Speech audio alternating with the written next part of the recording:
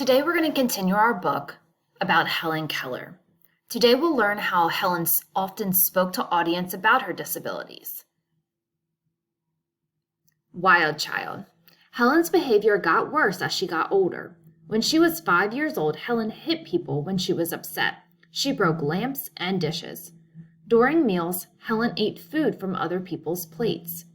Everyone let Helen do what she wanted to keep her from throwing tantrums. Helen often walked around the dining room using her fingers to take the food she wanted from other people's plates. Kate Keller, Helen's mother, knew that her daughter was smart. Mrs. Keller had a book about a blind and deaf girl named Laura Bridgman. Laura had been taught to communicate by using her fingers to spell words. Mrs. Keller believed that Helen could learn to use this manual alphabet just like Laura. Laura Bridgman, the first blind and deaf woman to be taught to use the manual alphabet. This is a picture of her. And those hands, in the hands picture, the manual alphabet, fingers are shaped to stand for each letter of the alphabet. When the fingers shapes for the different letters, they are put together to form words. Help for Helen. Hoping to find help for Helen, the Kellers visited many doctors. Finally, they went to see Dr. Alexander Graham Bell, a well-known teacher of deaf students. He suggested that the Kellers write to the Perkins Institution for the Blind in Boston. The school could find a teacher for Helen. This man right here is Alexander Graham Bell. He invented the telephone. His idea for his invention began as a hearing aid for deaf people. That picture is Helen and Dr. Bell. They became good friends. This photo was taken in 1902. This picture on the right is Anne Sullivan. She was 20 years old when she became Helen's teacher. On March 3, 1887, the Kellers prepared the house for Helen's new teacher. Helen sensed the excitement. She wondered what was happening. The 6-year-old girl waited on the porch. When Helen felt footsteps, she held out her hand. She expected to touch her mother. Instead, she felt Anne Sullivan's arms around her. A surprised Helen tried to break free.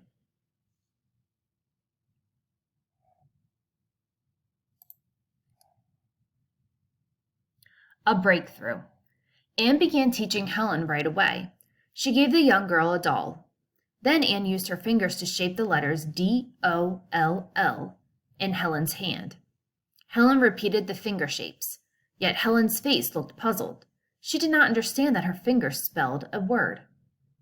The picture at the bottom is Helen and her dog Jumbo in 1887. This is the year that Anne came to teach her. Anne did not give up. She kept finger spelling words into Helen's hand. Finally, on April 5, 1887, Anne took Helen to a pump. She held Helen's hand in the splashing water. Anne quickly spelled W-A-T-E-R, water. Helen stood still. The look on her face changed. At last, she understood that the finger movements named things. Picture at the bottom, this is a pump where Helen learned the word water.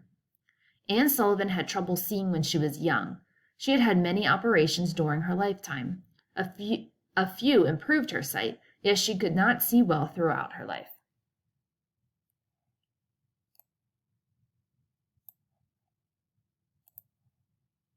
An eager learner. Now that Helen could communicate, she was very eager to learn about the world. Within 6 months, Helen knew how to fingerspell more than 600 words. Helen learned how to communicate in other ways too. During the summer, Helen was taught to read and write Braille. In Braille, different patterns of raised dots stands for letters of the alphabet. People use their fingers to read the words. Many books are published in Braille. Louis Braille, a blind French student, invented the Braille alphabet system by the time he was 15 years old. Helen also learned how to write with a pencil. She wrote letters to people all over the country. Some of her letters were published in newspapers and magazines. Helen became famous after people read about her amazing life. This picture up in the corner, Helen was around the age of 8 reading a Braille book. And the words at the bottom where you see the handwriting, Helen was writing that a week before she turned 7 years old.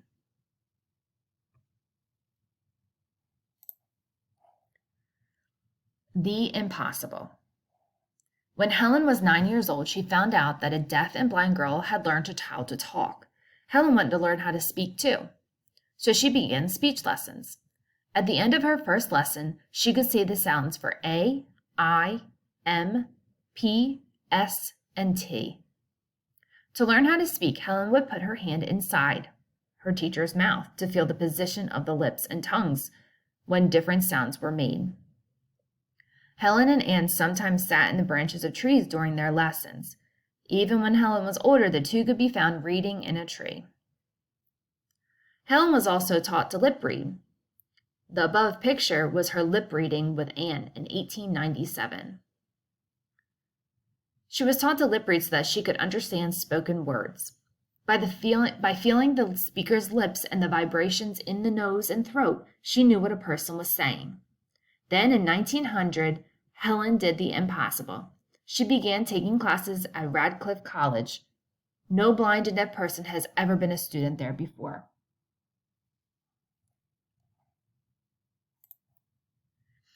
Earning a living. College was a challenge for Helen. Few of the books were written in Braille, so Anne had to spell all the words into Helen's hands. Yet with Anne's help, Helen graduated with honors in 1904. Now Helen was determined to earn a living.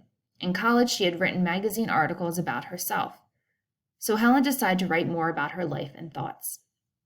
In 1903, the articles Helen had written about her life were published as a book, The Story of My Life. The book has been translated into more than 50 languages. Helen was the first blind and deaf person to graduate from college. This picture on the right, Helen learned how to play chess. Here she is playing against Anne. Helen quickly became interested in helping others. Since she was famous, people listened to her. Helen helped organize schools to teach job skills to the blind. She also supported efforts to get women the right to vote.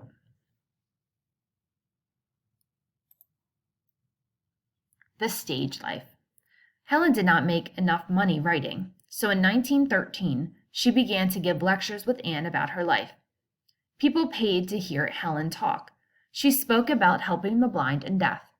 Her lectures helped people understand the problems of the disabled. In 1919, Helen starred in Deliverance, a silent movie that told the story of her life. In 1920, someone asked Helen to do a vaudeville act. Vaudeville was a show where singers, dancers, and comedians perform. Helen liked being on stage, so she happily agreed. During the show, Helen and Anne talked about Helen's life. They let people ask questions. Helen gave funny answers. People enjoyed the act. Helen and Anne did vaudeville acts from 1920 to 1924. Helen learned to put on her own makeup before going on the vaudeville stage.